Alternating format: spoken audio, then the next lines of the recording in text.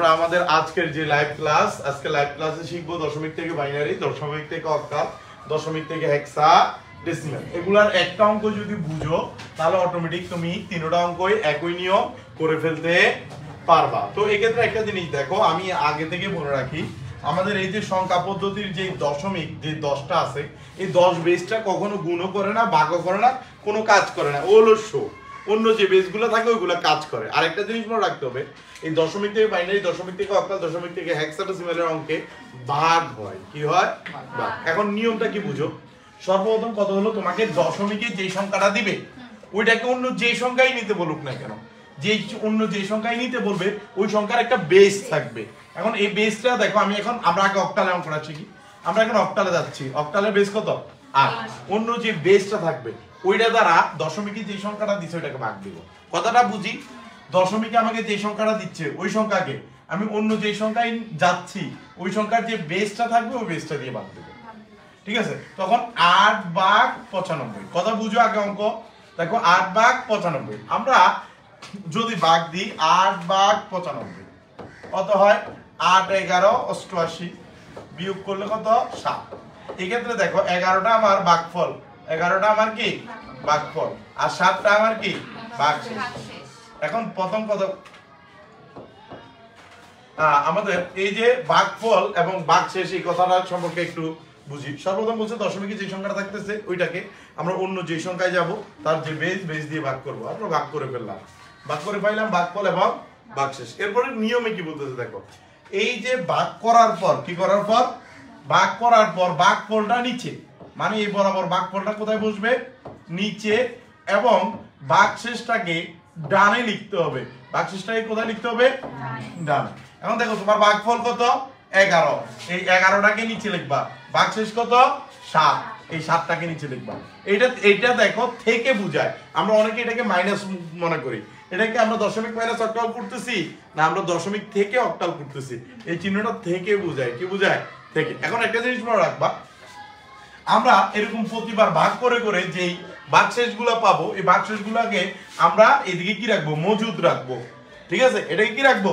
এই মনে রাখবো, এখানে কোনো বিয়োগ টিয়োগ কোনো কিছু হবে না, এটা শুধু পড়ে থাকবে ভাগশেষগুলা।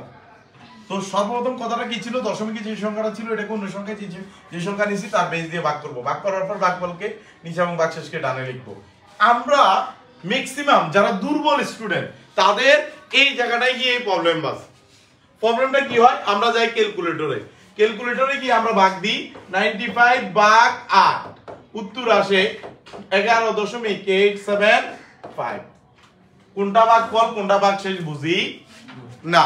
যেহেতু কোনটা ভাগফল কোনটা ভাগশেষ বুঝি না, যার কারণে আমি এই যে এখানে 11.7 ওইরকম তো সুন্দর করে কি নাই, ভাগফল ভাগশেষ দেওয়া নাই, তখন আর আমরা অঙ্ক করতে পারি না। আমি তোমাদেরকে জিনিসটা ক্যালকুলেটরে দেখাই।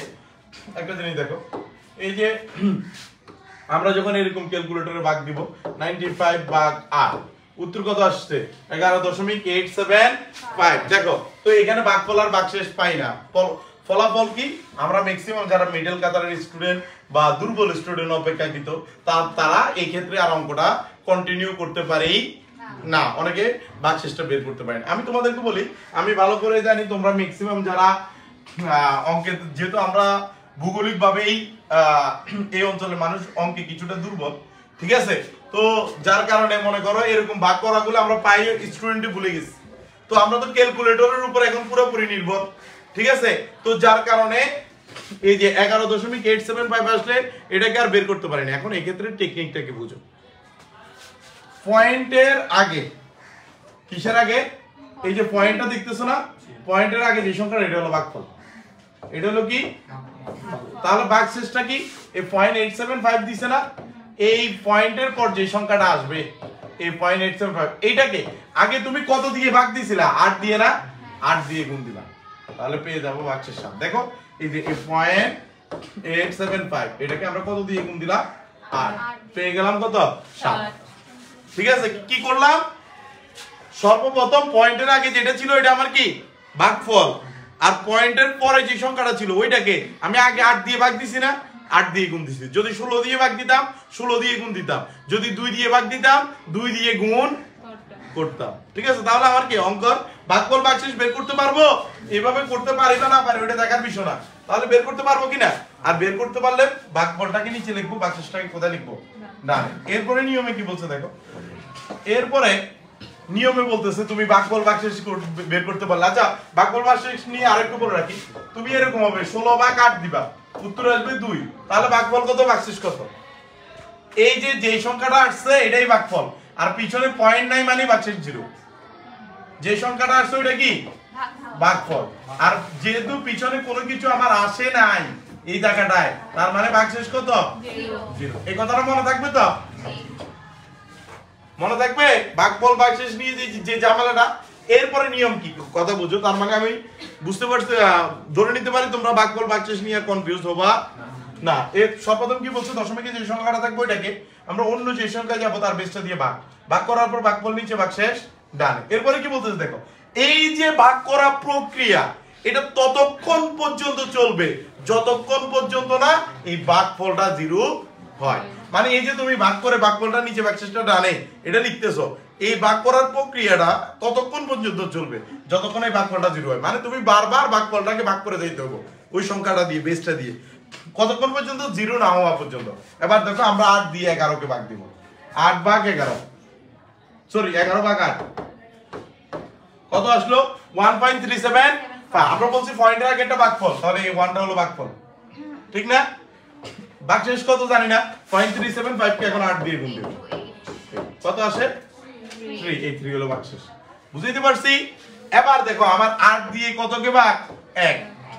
8 দিয়ে 1 কে ভাগ না, তো এখন দেখো আমরা ভাগ দিলাম 1 ভাগ 8, কত দিলাম? 1 ভাগ 8। তাহলে আমার পয়েন্টের আগে এখন কি আসছে? 0। আমার পয়েন্টের আগে কি আসছে? 0। এখন এই 0টা হলো আমার ভাগফল, 0টা হলো আমার কি ভাগফল। তাহলে ভাগশেষ কত? এই 0.125 কে তুমি আবার 8 দিয়ে গুণ দাও, কত আসে? 1। এই 1 হলো ভাগশেষ, এই 1 হলো কি ভাগশেষ। আমার কথাটা আবার বুঝো, আমার লাস্টের কথাটা কি, সর্বপ্রথম দশমিকের যে সংখ্যাটা ছিল এটাকে আমরা অন্য যে সংখ্যায় নিচ্ছি তার বেস দিয়ে ভাগ দিলাম, ভাগ দেওয়ার পর ভাগফলটা নিচে ভাগশেষটা ডানে।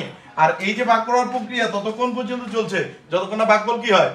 0 হয়। এখন আমরা লাস্টে 8 দিয়ে 1 কে ভাগ দিছি, অনেকের মনে হবে 8 দিয়ে 1 কে ভাগ যায় না। দেখো তুমি ভাগ দিবে 1 ভাগ 8, উত্তর কত আসে? 0.125। আমরা এখানে কি বলছি, পয়েন্টের আগে এটা ভাগফল, পয়েন্টের আগে 0 আছে, 0 ভাগফল।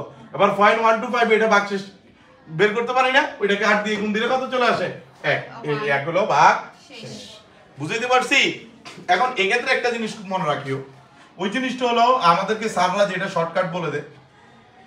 মনে করো আমি 8 দিয়ে 1 কে ভাগ দিচ্ছি, 8 হচ্ছে 1 ছোট না, ছোট হলে এই সামনে শূন্য দিয়ে পিছনে একটা দিয়ে দিই, কিন্তু এটা প্র্যাকটিক্যালি ভাগটা বুঝছো তো কিভাবে হইছে? ঠিক আছে, এখানে একটা জিনিস দেখো, যদি এমন হয় 8 এর চেয়ে 7, 8 দিয়ে 7, সামনে শূন্য দিয়ে পিছনে 7টা লিখে দেওয়া যায়, ওইটা বলে। ঠিক আছে, আমাদের ওইভাবে করার দরকার নেই, আমরা ক্যালকুলেটর দিয়ে বুঝে বুঝে করব। এখন এইটার শেষে, এতটুকু করা শেষে এবার একটু দেখো, আমরা এতক্ষণ পর্যন্ত যে এই যে ভাগফল ভাগশেষ এগুলোকে আলাদা করছি, কেন করছি? আমাদের এই ভাগশেষ গুলোর জন্য। এখন দেখো এই ক্ষেত্রে সবার নিচের সংখ্যাটাকে বলে এমএসবি, উপরের সংখ্যাটাকে বলে এলএসবি। বুঝো এমএসবি মানে কি? এমএসবি মানে হলো মোস্ট সিগনিফিকেন্ট বিট, এমএসবি মানে most significant bit, LSB least significant bit. এটার বাংলা হলো সর্বোচ্চ গুরুত্বপূর্ণ সংখ্যা বা অঙ্ক, আর এটা পুনরূপ হলো সর্বনিম্ন গুরুত্বপূর্ণ সংখ্যা বা অঙ্ক। এখন তুমি কি গুরুত্বপূর্ণ ব্যক্তি সামনে থাকে নাকি কম গুরুত্বপূর্ণ ব্যক্তি সামনে থাকে? গুরুত্বপূর্ণ না, তখন এই উত্তর, এই যে আমরা ভাগশেষ গুলা পাইছি না, এইগুলাকে আমরা নিচ থেকে উপরে লিখে দিই, তখন লিখি 95 দশমিক, যেহেতু নিচেরটা গুরুত্বপূর্ণ সংখ্যা, গুরুত্বপূর্ণটা সামনে থাকবে 137 অক্টাল শেষ। এখন তোমাদের অনেকের মনে হবে ভাই ভাগফল ভাগশেষ লিখবো, দরকার নাই, এই ভুল করে লিখবো না, আমরা এগুলো আমরা বুঝার জন্য দিছি। এখন দেখো এটা যদি বুঝো, এটা 2 মিনিটের ব্যাপার, দেখো 2 মিনিটও লাগবে না। এখন দেখো দশমিকে যে সংখ্যাটা দেখবো এটা কোন সংখ্যা নিচ্ছে? বাইনারি, বেজ দিয়ে ভাগ, 2 ভাগ 95, 47 দুগুণে 94, ভাগশেষ 1। তোমরা যদি এখানে ভাগ দাও দেখো 95 ভাগ 2, 47.5, এই 47 ভাগফল 0.5 না, এই 0.5 কে 2 দিয়ে গুণ দাও, কত আসে? 1 হলো ভাগশেষ। বুঝতে পারছি? ভাগফল ভাগশেষ নিয়ে কোনো ঝামেলা আছে না।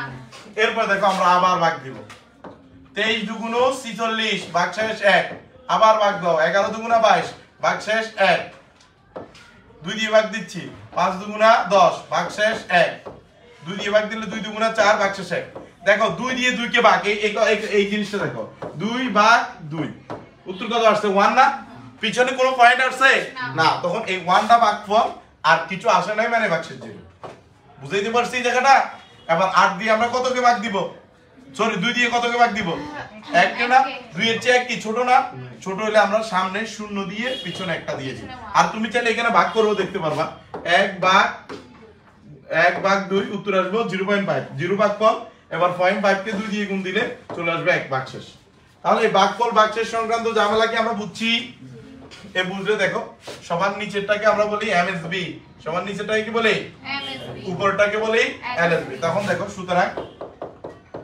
95 দশমিক ইকুয়াল টু 1011111 বাইনারি এই যে আবার যদি হেক্সাডেসিমালে যাই হেক্সাডেসিমাল দেখো 95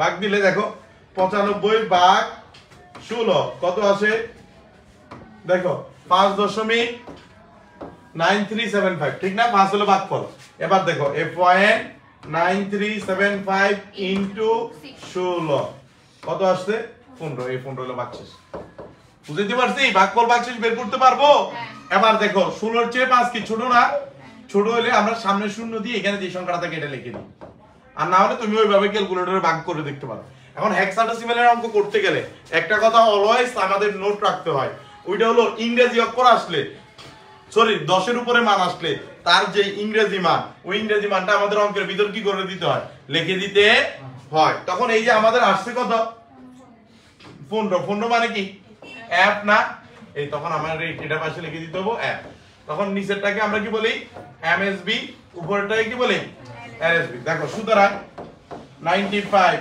দশমিক equal to 5f hexa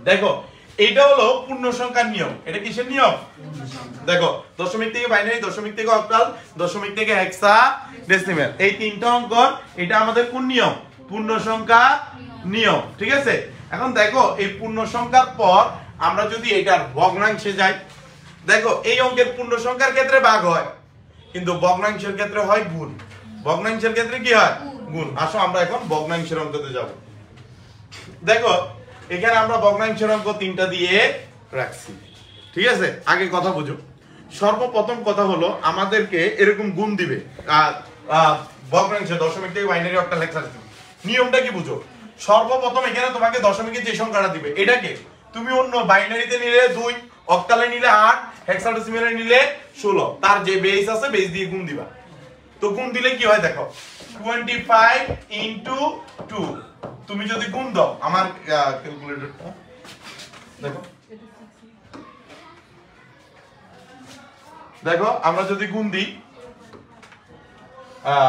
0.25 into 2 কত আসে 0.5 না একটা জিনিস মনে রাখবা যখন আমার একটা সংখ্যা আসতেছে 0.5 এখানে 0টা হলো পূর্ণ সংখ্যা 0টা কি সংখ্যা পূর্ণ সংখ্যা অন্যদিকে 0.5টা কি আমার ভগ্নাংশ আমরা যেদিন সংখ্যা পদ্ধতির বেসিক বুঝছিলাম আমরা বলছিলাম সংখ্যা দুই প্রকার একটা পূর্ণ সংখ্যা আর একটা ভগ্নাংশ সংখ্যা পদ্ধতি দুই প্রকার ওটা পজিশনাল নন পজিশনাল সংখ্যা কিন্তু দুই প্রকার তখন আমার এখানে দুই রকমের সংখ্যা আসতেছে পূর্ণ সংখ্যা ভগ্নাংশ ঠিক না তখন আমাকে এই অঙ্কটাকে দুইটা ভাগ করে ফেলবো কয়টা ভাগ করে ফেলবো দুইটা ভাগ করে এই পাশে আমরা পূর্ণ সংখ্যাটাকে রাখবো আর এই পাশটাতে ভগ্নাংশটাকে রাখবো অঙ্কটাকে কয়টা ভাগ করব দুইটা তো সর্বপ্রথম আমার কথাটা কি বলছে দেখো দশমিকে যে সংখ্যাটা থাকবে ওইটাকে অন্য যে সংখ্যাই নিব ওই সংখ্যার বেসটা দিয়ে গুণ আমরা কত দিয়ে গুণ দিছি 2 গুণ দিয়ে 2 দিয়ে গুণ দেওয়ার পর পূর্ণ সংখ্যাটাকে আলাদা রাখছি ভগ্নাংশটাকে কি রাখছি আলাদা এরপরে নিয়মে কি বলছে দেখো ওই একটু আগে যখন তুমি এটা করছিলে এটা কি বলছিল সংখ্যাটাকে ততক্ষণ পর্যন্ত ভাগ করতে হবে যতক্ষণ পর্যন্ত না তার ভাগশেষ কি হয় 0 হয় এই ক্ষেত্রে নিয়ম হলো এই যে তোমার ভগ্নাংশটা আসে না ভগ্নাংশ এই ভগ্নাংশটাকে ততক্ষণ পর্যন্ত গুণ করতে হবে যতক্ষণ পর্যন্ত না এটা কি হয় 0 এখন দেখো আমরা গুণ দিই আবার এই ভগ্নাংশটাকে এখানে নিয়ে আসবো একটা বুঝো দেখো এই 0.5 কে আবার এখানে নিয়ে আসবা নিয়ে এসে আবার 2 দিয়ে গুণ দিবা গুণ দাও 0.5 ইনটু 2 কত আসলো 1 এই 1 আসছে পিছনে কিছু আসে না মানে ভগ্নাংশের মান কত 0 তখন 1 এই ভগ্নাংশের মান 0 আমার অঙ্ক শেষ অঙ্কটা আমার কি শেষ। এই ক্ষেত্রে কথা বুঝো, আমার উপরেরটাকে বলে এমএসবি আর নিচেরটাকে বলে এলএসবি, আর উত্তরগুলো হয় এই পূর্ণ সংখ্যাগুলো। উত্তর কোনগুলো হয় এই, তখন এই উত্তরটা লেখাটা আমি দেখো 0.25 দশমিক ইকুয়াল টু 0.01 বাইনারি, অঙ্ক শেষ। ঠিক একই ভাবে যদি তুমি এটা গুণ করো, দেখো 0.25 ইনটু 8, দেখো 0.25 ইনটু 8, উত্তর কত 2। কিছু নাই মানে পিছনে ভগ্নাংশ কত 0, ভগ্নাংশ কত 0, তখন আমরা এটা উত্তর লিখে দিই 0.25 দশমিক ইকুয়াল টু 0.2 অক্টাল। হেক্সাডেসিমাল এটা করলে 0.25 ইনটু 16, গুণ দিলে কত 4, ভাগশেষ আসবে 0, ভগ্নাংশ সরি, তখন এটা মান বলবে 0.25 দশমিক ইকুয়াল টু 0.4 হেক্সাডেসিমাল। সবই দেখলাম বুঝলাম, কিন্তু লাভ নাই। এখন লাভ নাই কেন আমি তোমাদেরকে বলি, আমাদের এই অঙ্কগুলো তো খুব সুন্দরভাবে আমাদের সাথে উত্তর মিলে গেছে, ঠিক না? কারণ আমি মিলার মতো তোমার অঙ্ক দিয়েছি, কিন্তু বোর্ড পরীক্ষায় তো তোমাকে মিলার মতো এরকম মিলে যাবে এরকম অঙ্ক দিবে না। তো এরকম অঙ্ক না দিলে তখন তো তুমি পরীক্ষার হলে গিয়ে বলবো যে আরে কি বললাম, কিছুই পরীক্ষা আসলো না। আমি তোমাদেরকে বলি, এই যে অঙ্কগুলা এই টাইপের অঙ্কে শতকরা 99% অঙ্কে আমাদের উত্তর এইভাবে, এই যে ভাগশেষটা ভগ্নাংশটা যে 0 হবে, এই 0টা হয় না। কত পার্সেন্ট? 99% অঙ্কে। ছোট ছোট কিছু অঙ্কে এরকম উত্তর মিলে, বাকিগুলাই কিন্তু কি এরকম উত্তর মিলে না। তো ওই ক্ষেত্রে কেমন হয় একটা জিনিস দেখো, আমাদেরকে একটা সংখ্যা দিল 0.379 দশমিক ইকুয়াল টু অক্টাল। কথা অঙ্কটা একটু দেখো, আমরা গুণ দিচ্ছি এবার, দেখো 0.379 ইনটু, আমি অক্টালে যাচ্ছি 8 না, 8 দিয়ে গুণ, দেখো 0.379 ইনটু 8 কত আসে 3.03032। একবার করলাম না, এবার 0.032 ইনটু 8, এটাকে তো বারবার 0 না হওয়া পর্যন্ত গুণ করতে হবে, ঠিক না? এবার দেখো 0, এবার 0.032 ইনটু 8 কত আসে 0.256। দেখো আমার এই সেটটা পূর্ণ সংখ্যা, এটা ভগ্নাংশ। পূর্ণ সংখ্যা 0 হয়ে লাভ নাই, 0 হইতে হবে কোনটা ভগ্নাংশটা। এবার দেখো 0.256 ইনটু 8, 0.256 ইনটু 8 কত আসে 2.048। কয়বার গুণ করছি রে? 0 হইছে। এখন দেখো পরীক্ষা তোমার 3 ঘন্টা, তুমি যদি 3 ঘন্টা এই অঙ্কটা গুণ করো 0 আসবে কিনা সন্দেহ আছে। পরীক্ষা তোমার কয় ঘন্টা, তাহলে একটা অঙ্ক নিয়ে বসে থাকবা না। তো আমরা ছোটবেলায় অঙ্ক করার টাইমে স্যারে গণিত স্যার চলমান চিহ্ন শিখাইছে না, যে অঙ্কটা কি চলমান। তো এই ক্ষেত্রে আমরা কি করি, এই অঙ্কটা 3 বার করি। কয়বার? 3 বার। কারো যদি ভালো লাগে 5 বার গুণ করে দেখতে পারো। 3 থেকে 5 বার গুণ করে আমরা এইভাবে দেখি 0 আসে কিনা। 0 না আসলে আমরা কি করি, উপর থেকে নিচে কি করে দিই, আনসার লিখে দিই। তখন উপরেরটা আমার কি এমএসবি, নিচেরটা আমার কি এলএসবি, তখন এটা উত্তর আসে দেখো। সুতরাং 0.379 দশমিক ইকুয়াল টু 302 কি হবে 0.302। তোমার অঙ্কটা কি শেষ হইছে না, তার জন্য শেষে কি দিয়ে দিতে হবে ডট ডট ডট। বুঝাইতে পারছি? এই তোমাকে বাইনারি দিল সেম, দেখো 0.379 দশমিক ইকুয়াল টু বাইনারি। তুমি যদি করো কোনো পার্থক্য নাই, 0.379 ইনটু 2, দেখো 0.379 ইনটু 8, কেউ না বুঝলে বলবা, ইনটু 2 যদি গুণ করো কত আসে 0.758। এবার দেখো 0.758 ইনটু 2 ইনটু কত 2 কত আসে 1.516 ইনটু 2, দেখো কত আসে 0.516 ইনটু 2 কত আসে 1.032 কয়বার করছি? 3 বার। জিরো আসার কোনো সম্ভাবনা আছে? জিরো আসার কোনো সম্ভাবনা আছে না। তখন আমরা এই অঙ্কটাকে কি করি, এই যে উপর থেকে এমএসবি এলএসবি দিয়ে উপর থেকে আমার উত্তরগুলো সবসময় এগুলো হয়, মনে থাকবে? তখন আমরা লিখি সুতরাং 0.379 দশমিক equal to 0.011 dot dot dot কি বাইনারি। হেক্সাডেসিমালে গেলেও কি সেম টু সেম। এই যে দেখো 0.379 ইনটু 16, দেখো 0.379 ইনটু 16 কত আসে? 0.379 ইনটু 16 6.064, দেখো 0.064 ইনটু 16, পিছনে কত হচ্ছে? 0.064 ইনটু 16 কত আসে? 1.024, দেখো 0.024 ইনটু 16, দেখো 0.024 ইনটু 16 কত আসে? 0.384। জিরো আসছে? এই জায়গায় জিরো আসছে? কোনো সম্ভাবনা নাই। তখন আমরা লিখে দিই সুতরাং 0.379 দশমিক ইকুয়াল টু আগে পয়েন্ট দিব 610 ডট ডট ডট হেক্সাডেসিমাল। বলে রাখি, কেউ যদি পিছনে ডট ডট ডটটা না দাও অঙ্ক ভুল, মনে থাকবে?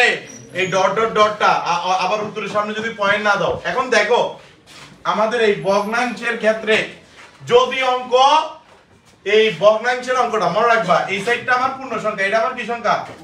পূর্ণ সংখ্যা। আর এই সাইডটা আমার কি? ভগ্নাংশ। ভগ্নাংশ জিরো চলে আসলে অঙ্ক শেষ, কিন্তু জিরো চলে না আসলে এটা একটা কন্টিনিউয়াস প্রসেস, এটা কি চলতে থাকবে। বুঝাইতে পারছি? এখন আমরা কয়বার করি?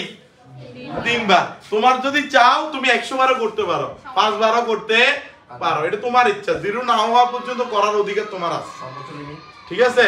আমরা 3 থেকে 5 বার করি, সর্বোচ্চ কোনো লিমিট নাই, লিমিটটা আমরা আমাদের বলে দেওয়া আর কি, ঠিক আছে? এখন এটা কি বুঝছি? কারো সমস্যা আছে? এরপরে দেখো লাস্ট, আমি এই 3টা থেকে যে কোনো একটা অঙ্ক দেখাই দিব পূর্ণ সংখ্যার মিক্স থাকলে, আর বাকিগুলো তোমরা বুঝে নিবে। অক্টালেরটা দেখাই দিব। মনে করো আমাদেরকে একটা সংখ্যা দিল 137.87 অক্টাল, এই ইকুয়াল টু দশমিক, ইকুয়াল টু কি? দশমিক। এখন একটু দেখো এই অঙ্কটা দিছে না, এখন এই তোমাদের মনে হবে ভাইয়া এই দুটোটা কিভাবে করব? উত্তর হলো এই দুটোটাকে একসাথে করা যায় না। তাহলে কি করা লাগে? এই দুটোটাকে আলাদা আলাদা করা লাগে। এই দুটোটাকে কি করা লাগে? আলাদা আলাদা। তখন তোমাকে কি করতে হবে জানো? এই